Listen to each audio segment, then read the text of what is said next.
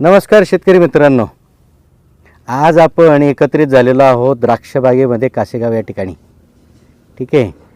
तर आजचा जो विषय आहे आपल्या मीटिंगचा किंवा आपल्या इथला, तर तो आहे द्राक्षामधली डावणी भुरी व्यवस्थापन आणि सोबतच द्राक्षामध्ये पाणी उतरल्यानंतर जो प्रॉब्लेम येतो, जो प्रकर्षानं मागच्या 2 ते 3 वर्षापासून जाणवतो आहे, तो म्हणजे निक्रोसिस, ममिफिकेशन ज्याला म्हणूयात आपण, निक्रोसिस म्हणूयात तो, आणि साईज, यासाठी साईज, शुगर यासाठीचं व्यवस्थापन कसं असावं आणि डावणी भुरीचं आपण नियोजन किंवा व्यवस्थापन कसं करावं द्राक्षबागेमध्ये, तर त्यासाठी म्हणून आपण आज एकत्रित झालेलो आहोत. तर पहिल्यांदा जर बोलायचं झालं तर सुरुवातीच्या टप्प्याला ज्या वेळेला पोंगा स्टेज आपण बाग छाटतो, ऑक्टोबर छाटणीची, गोड बहार छाटणीची आपण छाटणी करतो, त्यावेळेला पोंगा स्टेजपासनं तर आपण सेटिंगपर्यंतचा जो कालावधी असतो किंवा 50, 60, 70 दिवसापर्यंत, काही अंशी यावर्षी आपल्याला जो जाणवतो आहे तो म्हणजे 90 दिवसापर्यंतसुद्धा डावणी कमी होत नाही आहे. त्याचं कारण म्हणजे वातावरणातला होणारा हा जो बदल आहे, अवकाळी जे पाऊस येत आहेत, ढगाळ वातावरण होतं आहे, अधनंमधनं जे पाऊस येत आहेत, यामुळं डावणीवरती कंट्रोल मिळवणं आपल्याला थोडंसं अवघड जात आहे. तर त्याचं योग्य नियोजन कसं असावं या संदर्भात आपण थोडं जरी चर्चा करणार आहोत. तर यामध्ये ज्या वेळेला पोंगा स्टेजमध्ये आपण प्लॉट असतो किंवा छाटणी घेतल्यानंतर डावणी व्यवस्थापनासाठी आपण विशेष करून मूलद्रव्य म्हणजे अन्नद्रव्यांच्या ज्या कमतरतेमुळं डावणी निर्माण होते त्याकडं आपण पहिल्यांदा आपण बघितलं पाहिजे. तर त्यामध्ये डावणी ही जी निर्माण होते ही मूळतः फॉस्फरसची डिफिशियन्सी असल्यामुळं, फॉस्फरस या घटकाची आणि कॅल्शियम या घटकाची डिफिशियन्सी असल्यामुळं डावणी ही जास्त मोठ्या प्रमाणात बळावते आहे. त्याचं मुख्य कारण म्हणजे काय की सातत्यानं आपण जे बघतो आहोत की आपल्या ड्रिपलाईन ज्या असतात त्या एकाच जागेवरती आहेत. द्राक्षबागेचे बोध जे आहेत हे आपण फार कमी वेळा फोडत असतो आणि त्याची जी आपण मोडतोड म्हणूयात किंवा फोडणं म्हणूयात किंवा त्याची जी मोड आहे आपण किंवा मोडणं म्हणूयात, बोर्ड जे आहे ते आपण बोध फोडत नसतो. त्यामुळं सातत्याने एकाच ठिकाणी पाणी पडून त्या ठिकाणी खतांचा जो कॉम्प्लेक्स असतो हा जमिनीमध्ये फार मोठ्या प्रमाणात वाढतो. जमिनीचा जो सामू आहे, जो pH आहे, हा pH अल्कलाईन नेचरकडं म्हणजे 8, 8.5, 9पर्यंत काही ठिकाणी आम्ही बघितलेलं आहे की ज्या द्राक्षाच्या बागेमध्ये जे आहे हा जमिनीचा pH जो आहे तो 9पर्यंत गेलेला आहे. तर यामुळं होतं काय की जमिनीमध्ये खतांचा जो आहे तो कॉम्प्लेक्स होतो, त्याचं विघटन होत नाही. त्याकरवी जी उपलब्ध अन्नद्रव्य आहेत ही त्या झाडापर्यंत त्या पटीत पोचत नाही. त्यामुळं त्या रोगांची जी क्षमता आहे ती वाढते, त्याचं कंट्रोल आपल्याला मिळत नाही. तर यासाठी आपण करायचं काय, या समस्येवरती उपाय काय, तर हंटर म्हणून आपलं जे प्रोडक्ट आहे हंटर, हे एकरी 5 लिटर जर आपण ठिबकनं सोडलं तर यानं होतं काय की जमीन ही पूर्णपणे भुसभुशीत होते. दुसरी महत्त्वाचं काम म्हणजे जमिनीचा जो सामू असतो हा सामू 6.5पर्यंत ठेवण्यास हे मदत करतं. दुसरी गोष्ट, जो जमिनीमध्ये खतांचा कॉम्प्लेक्स झालेला आहे हा कॉम्प्लेक्स आयनिक फॉर्ममध्ये कन्व्हर्ट करून देण्यास म्हणजे चिलेटेड फॉर्ममध्ये कन्व्हर्ट करण्यास हे मदत करतं. सोबतच मायक्रोबायल ॲक्टिव्हिटी वाढते आणि पांढऱ्या मुळींना जलद गतीनं चालना मिळते. आणि बोध हा नेहमी वापसा स्टेजला राहतो. यामुळं होतं काय की ज्या अन्नद्रव्यांची गरज आहे ती अन्नद्रव्य मोकळी होतात, आयनिक फॉर्मला अवेलेबलही होतात आणि पांढऱ्या मुळींची संख्या वाढून त्या पांढऱ्या मुळींच्या माध्यमातून तो जे खत आहे, फॉस्फरस आहे, पोटॅश आहे, कॅल्शियम आहे, ही जी खतं आहेत ही खतं झाडाला उपलब्ध होतात आणि त्याची रोगप्रतिकारक क्षमता वाढते.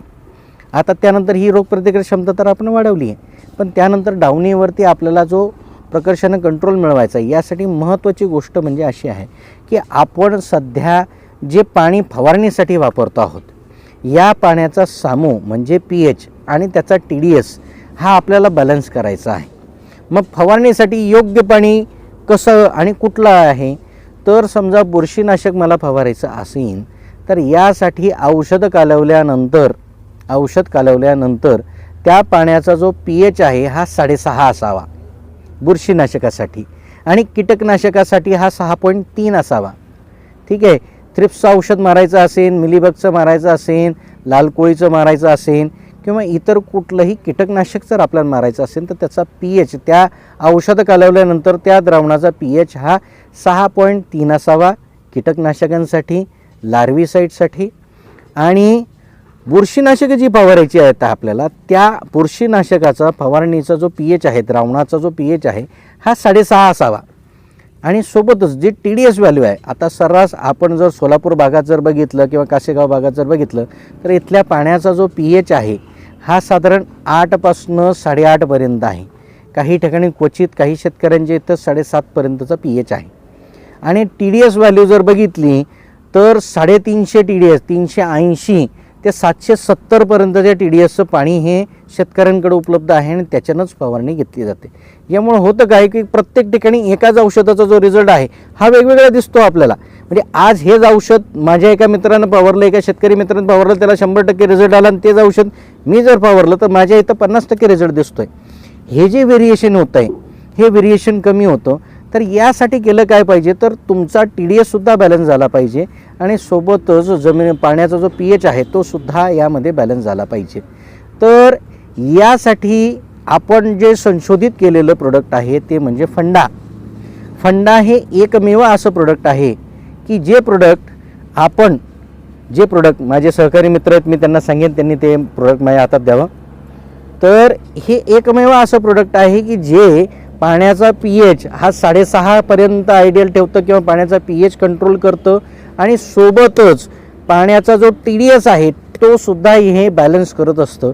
म्हणजे जे हार्ड वॉटर आहे त्या हार्ड वॉटरला, जे जड पाणी आहे त्याला हलक्या पाण्यामध्ये हे परिवर्तित करतं आहे. ठीक आहे. यानं होतं काय की यानं जे जड क्षार आहेत हे जड क्षार प्रेसिपिटेट होऊन तळात बसतात, तळाशी जाऊन बसतात आणि हलके क्षार जे आहेत हे कोॲग्युलेट होऊन वर येतात, ते पाणी हलकं होतं. यामुळं होतं काय की कुठलंही कीटकनाशक, बुरशीनाशक, ते केमिकल असू द्या, ऑर्गॅनिक असू द्या, या औषधांचा रिझल्ट हा तुम्हाला 100% मिळतो. सोबतच त्यांची जी कार्यक्षमता आहे ही कार्यक्षमता पूर्णपणे आपल्याला उपभोगायला मिळते. म्हणजे समजा आपण रिवर्स घेत असू तर रिवर्सची कार्यक्षमता 8 दिवसाची आहे. सध्याच्या परिस्थितीला तुम्ही साध्या पाण्यामध्ये जर ही फवारणी घेतली तर त्याची कार्यक्षमता फक्त 1 दिवसाची आपल्याला मिळते. समजा केमिकलमध्ये रेडीमेड गोल्ड घेत असाल तर त्याची कार्यक्षमता ही 5 दिवसाची आहे, पण आत्ता सध्या ते 4 तास काम करतं आहे. तर फंडा वापरल्यामुळं किंवा कुठलंही कीटकनाशक तुम्ही घेत असाल तर त्याची विस्टँडिंग कॅपॅसिटी समजा 5 दिवसाची, 4 दिवसाची, 10 दिवसाची जर असेल तर फंड्या वापरल्यामुळं ती कॅपॅसिटी आपल्याला परत रिगेन करता येते. याचं प्रमाण हे बुरशीनाशक फवारणीसाठी किंवा कीटकनाशक फवारणीसाठी ज्या पाण्याचा pH हा 9 पासून 7.5 पर्यंत आहे अशा सर्वांसाठीचा डोस जो आहे हा 0.5 मिली प्रति लिटर या प्रमाणात तुम्हाला हे फंडा म्हणून जे औषध आहे हे वापरायचं आहे. म्हणजे 200 लिटर पाण्यासाठी किती वापरायचं आहे आपल्याला तर ते वापरायचं आहे फक्त 100 मिली वापरायचं आहे रेग्युलर फवारणीसाठी. आणि डिपमध्ये जर घेत असाल तर डिप ही आपल्याला 5.5 pHनं, म्हणजे GA जर तुम्ही 5.5 pHनं फवारत असाल किंवा 5 pHनं फवारत असाल तर ज्या ठिकाणी तुम्हाला 20 ppmनं GA घ्यावा लागतो त्याऐवजी तुम्ही फक्त 10 ppmमध्ये 20 ppmचा रिझल्ट घेऊ शकतात.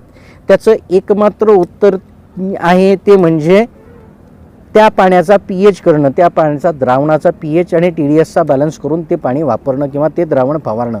यातनं आपल्या झाडाला त्वरित त्याचं ॲब्सॉर्प्शन होतं आणि त्याचा लगेच आपल्याला रिझल्ट मिळतो. घराची लांबी चांगली मिळते, पॉईंट चांगला मिळतो, पाकळ्या चांगल्या सुटतात आणि GAचं प्रमाण कमी लागतं. कारण की अतिरिक्त GAच्या वापरामुळं होतं काय की आपल्या जे ओलांडे आहेत, द्राक्षाचे जे ओलांडे आहेत यामध्ये मर निर्माण होते की यावर्षी छाटलेली काडी यातल्या 10% काडी ही पुढच्या वर्षी फुटत नाही आहे. याचं मुख्य कारण म्हणजे एक्सेस GAचा वापर. आता सध्या आपण 120 ग्रॅमपर्यंत GA वापरायला लागलो एकरी, जो मूळतः 70 ग्रॅमपर्यंत वापरला पाहिजे किंवा जास्तीत जास्त खूप उन्हाचा कालावधी असेल, खूप ऊन पडत असेल, ड्रास्टिक ॲटमॉस्फिअर असेल तर 100 ग्रॅमपर्यंत वापरावा एकरी. मूळतः स्टँडर्ड त्याचं जे प्रमाण आहे हे 60 ते 70 ग्रॅमपर्यंतच फक्त आहे. तर तेवढ्या प्रमाणात तो रिझल्ट येत नाही म्हणून आपण प्रमाण वाढवतो आहोत. तर हे प्रमाण कंट्रोल ठेवायचं असेल, आपल्या झाडाला जर लाँग टर्म आपल्याला सशक्त ठेवायचं असेल तर आपल्याला झिब्रेलिनचा वापर हा मॉडरेट करावा लागेल, माफक करावा लागेल आणि त्याचा रिझल्ट हा आपल्याला बेटर काढून घ्यावा लागेल. त्यासाठी आपल्या पाण्याचा म्हणजे त्या द्रावणाचा जे आपण पाणी वापरतो फवारणीसाठी याचा TDS आणि याचा म्हणजे फंड आहे. तर डिपमध्ये हे वापरायचं प्रमाण जे आहे हे 1 मिली प्रति लिटर या प्रमाणात डिपच्या पाण्यासाठी म्हणून आपल्याला हे घ्यायचं आहे.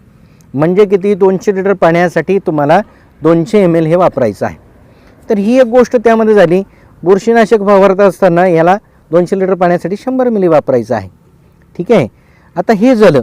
तर हे कुठलंही तुम्ही बुरशीनाशक ज्यावेळेला फवारणार, डावणीसाठी फवारा किंवा भुरीसाठी फवारा, यासाठी ही गोष्ट करायची. डावणी तुम्हाला कंट्रोल करायचं असेल तर फॉस्फरसची अवेलेबिलिटी वाढवायची आहे. मग त्यासाठी खाली PSB KSB तुम्ही जमिनीतनं सोडणं गरजेचं आहे. हंटरचा वापर करणं गरजेचं आहे. सोबतच फवारणी घेत असताना केमिकल औषधांसोबत ऑर्गॅनिक औषधांचं सुद्धा आपल्याला समतोल राखणं, वापर होणं गरजेचं आहे. तर त्यासाठी आपलं जे फंगिटो नावाचं जे औषध आहे, 5th जनरेशन अँटीबायोटिक आहे, ब्रॉड स्पेक्ट्रममधलं आहे. यातनं डावणीवरती अतिशय अप्रतिम रिझल्ट हे आपल्या भागामध्ये बऱ्याचशा शेतकऱ्यांनी घेतलेले आहेत. यावर्षी घेतले आहेत, याच्या आदल्या वर्षी घेतलेले आहेत. मागच्या वर्षी याचा अतिशय उत्तम रिझल्ट मिळालेला होता. तर याचा डोस कसा आहे, तर फंगिटो 2.5 मिली प्रति लिटर या प्रमाणात तुम्हाला वापरायचं आहे. त्यामध्ये फंडा वापरायचा आहे 0.5 मिली आणि सोबत प्रोटेक्टर नावाचं आपलं औषध आहे, हे 5 ग्रॅम प्रति लिटर या प्रमाणात जर तुम्ही फवारत असाल तर डावणी ही आपली जागेवर चेक होते.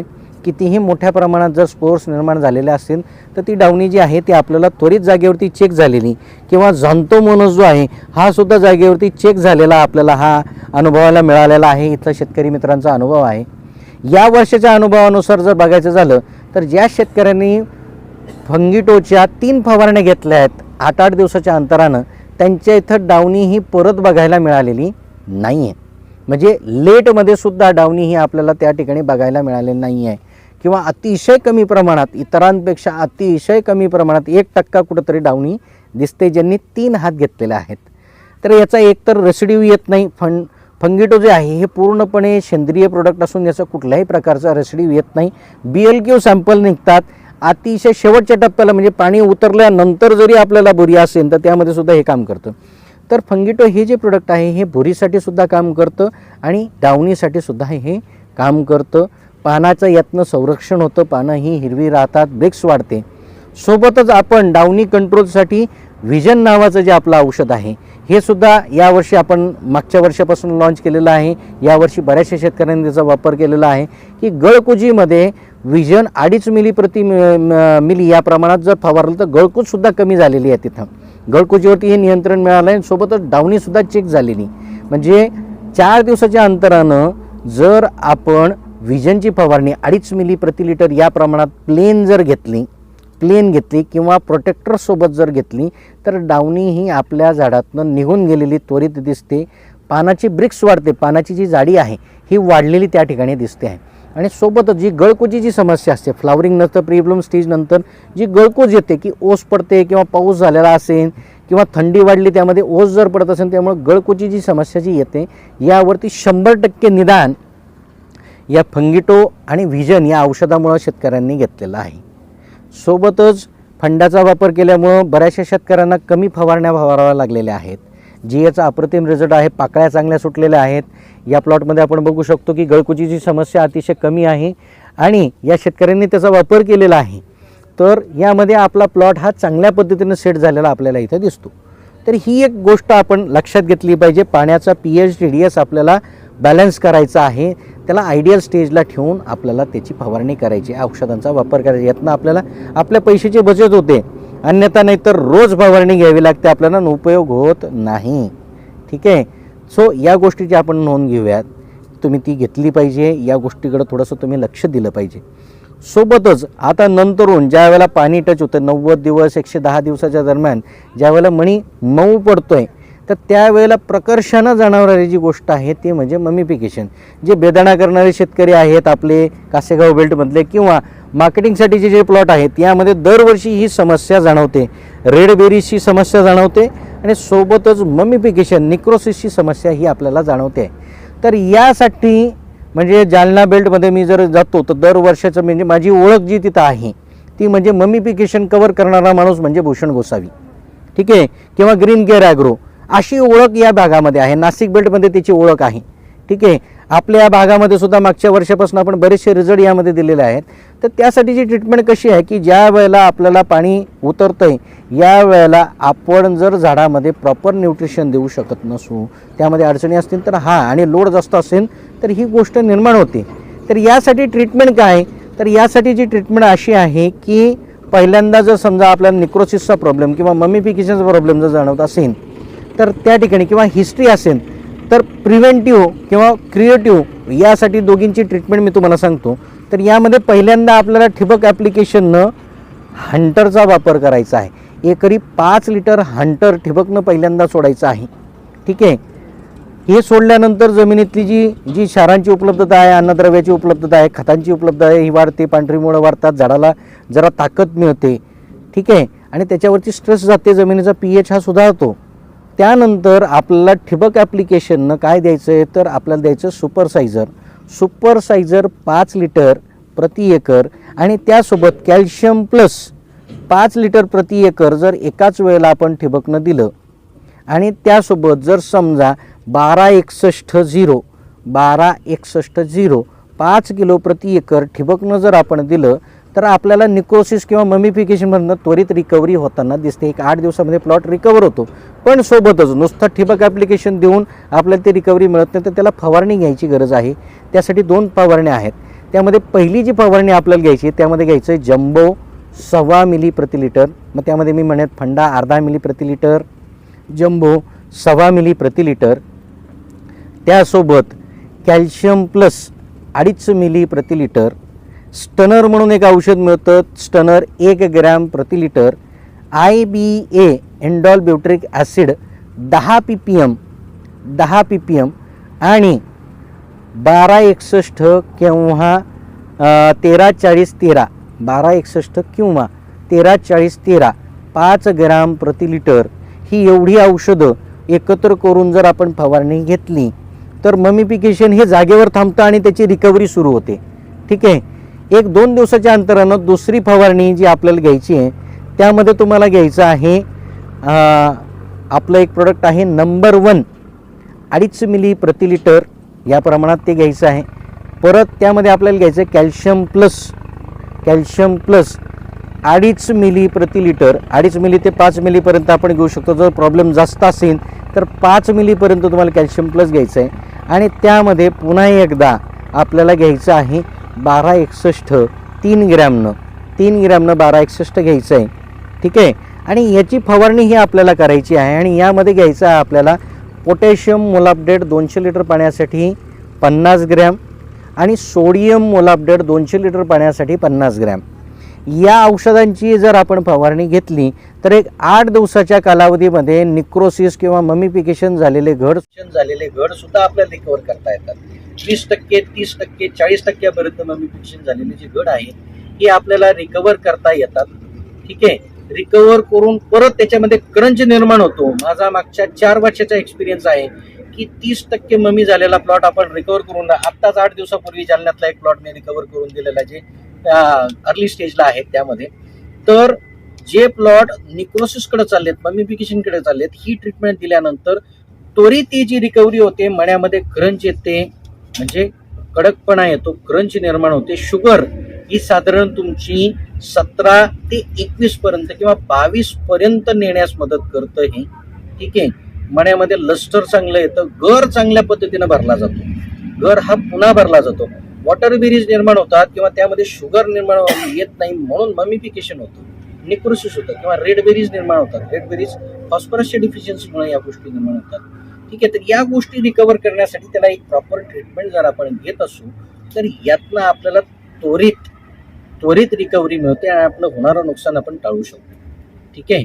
सो त्यानंतर अजून समजा आपल्या प्लॉटमध्ये शुगरचा प्रॉब्लेम असेल, वजनाचा इश्यू येत असेल, जर आपल्याला आपण समजा आपले इथले बरेचसे शेतकरी आता काही मार्केटिंग करतात, काही बेदाणा करतात, तर ज्या शेतकऱ्यांचा बेदाण्यासाठीचा प्लॉट आहे किंवा मार्केटिंगसाठीचा प्लॉट आहे, ज्यांचं वजन कमी भरतं ही समस्या आहे, तर त्यासाठीचं उत्तर म्हणजे एकरी 1 लिटर जर अर्थनीड आपण देत असू, एकरी 1 लिटर अर्थनीड आणि वेल सेटर 100 ग्रॅम या प्रमाणात जर दिलं आणि कॅल्शियम प्लस 2.5 मिली प्रति लिटर किंवा 2.5 लिटर प्रति एकर या प्रमाणात जर आपण दिलं तर आपलं बागेतलं शुगर वाढते, वजन वाढतं. म्हणजे एक ऍप्लिकेशन साधारण 1 एकरासाठी 500 किलो माल वाढवते. किती? 500 किलो माल वाढवते. याच्यानं शुगर जी आहे ही तुम्हाला 25 पर्यंत गेलेली, एक 8 दिवसाच्या का अंतरामध्ये 25 पर्यंत शुगर जाते द्राक्षाची. आणि द्राक्षाची जेवढी शुगर जास्त असेल तेवढं वजन चांगलं येतं. बेदाण्यामध्ये घर जास्त चांगला भरतो, त्यामुळे बेदाण्याचंही वजन वाढतं. आमच्या बऱ्याचशा शेतकऱ्यांचं मागच्या 2 वर्षातले अनुभव, 3 वर्षातले अनुभव असे आहेत की जे आधी 2800 किलो पर्यंत किंवा 3 टनापर्यंत बेदाणा करत होते एकरी, त्यांचा अर्थनीटच्या ट्रीटमेंट घेतल्यामुळं या मागच्या 2-3 वर्षामध्ये सरासरी उत्पन्न जे आहे ते 3600 किलो, 3 टन 600 किलो किंवा 4 टनापर्यंत सर्रास काही शेतकऱ्यांचं उत्पन्न हे एकरी यायला लागलेलं आहे. त्यामुळे हा एक मोठा मेजर बेनिफिट यामध्ये होतो. आणि खर्च अतिशय कमी आहे. साधारण 1300 रुपयापर्यंत तुम्हाला अर्थनीटचा खर्च येतो. हंटर आपल्याला जे आहे ते मिळतं एकरी. ठीक आहे, तर या गोष्टी त्यामध्ये करायच्या आहेत आपल्याला. ठीक आहे, किंवा ज्या काही किमती असतील त्या पद्धतीनं, तर ही आपल्याला अतिशय स्वस्त ट्रीटमेंट आहे आणि यातनं आपला फायदा होतोय. त्यामुळं आपण काय करायचं की जी गोष्ट ज्या पद्धतीनं गरजेची आहे त्या पद्धतीनं जर वापरली तर त्यातनं आपला खर्चही कमी होतो आणि त्यातनं फायदाही त्वरित होतो. ठीक आहे, तर ही सर्व म्हणजे या सर्व गोष्टींसाठी म्हणजे निक्रोसिससाठी आपण काय केलं पाहिजे हे मी तुम्हाला सांगितलेलं आहे. त्यानंतर डावणी भुरीवरती कंट्रोल कसा मिळवायचा यासाठी मी तुम्हाला सांगितलं की कशा पद्धतीने आपण ट्रीटमेंट केली पाहिजे. त्यामुळे या गोष्टींचा थोडंसं लक्ष देऊन जर आपण काम केलं तर आपला खर्च कमी होईल आणि आपल्याला उत्पन्न हे चांगलं करेल.